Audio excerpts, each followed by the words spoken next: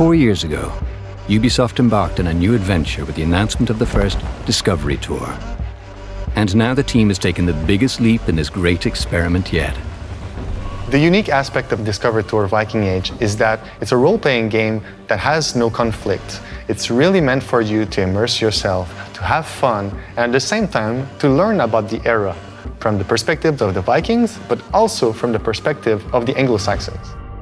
Discovery Tour Viking Age is a richly layered narrative experience split between the Viking and Anglo-Saxon world. In it, you'll step into the role of 4 main characters: Thorstein, a Viking merchant, and his wife Gunhilda, a sailmaker; Brother Elrich, a Saxon monk; and Alfred the Great, king of the Anglo-Saxons. One of the quite exciting and interesting developments, I think, in the last 10-15 years is how we understand who the Vikings were and what happened when they interacted with people in the places they came to. Explaining a time period is very interesting if you're seeing it from all perspectives. And we think that showing it from a Nordic saga and an Anglo-Saxon chronicle, it helps to better understand the richness and complexity of a time period also. And what's really fabulous about this game is that it brings them all together, and we can get a sense of a very vibrant society, and a society that was by no means cut off from the wider world at all. It's one of these sort of stereotypes about the Middle Ages. So people really did have a sense of the world beyond themselves.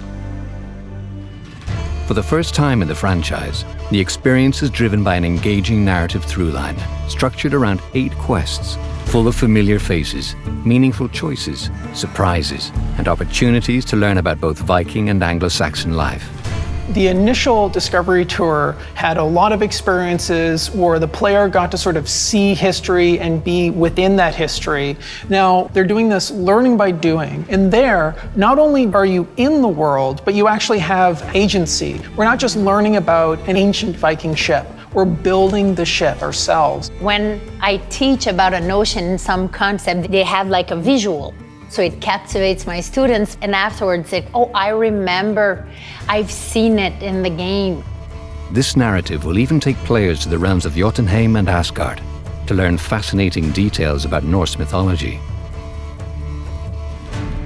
There is a wealth of unlockable content to explore and earn, like the Elderman armor set and his mount, a legendary short sword, unique tattoos, a new raven, and the amazing Sligdertani, a ship inspired by Viking mythology. These unlockables are all redeemable in Valhalla's mainline experience. Along your journey, you'll also encounter discovery sites and behind-the-scenes capsules, which are optional waypoints, diving deeper into the historical context of the Viking Age and revealing insights on Valhalla's development process.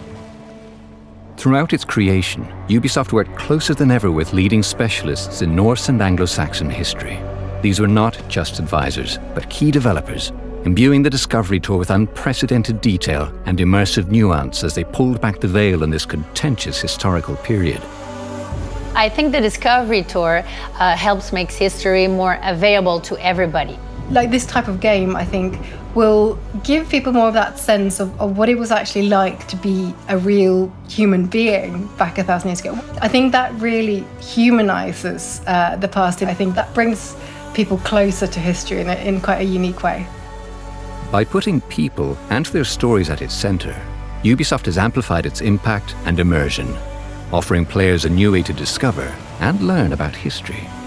Discovery Tour series sets a high watermark for educational games that very few else can meet. I think the most surprising aspect of this Discovery Tour is that players will have fun engaging with the quests, and they'll never realize that they're actually learning.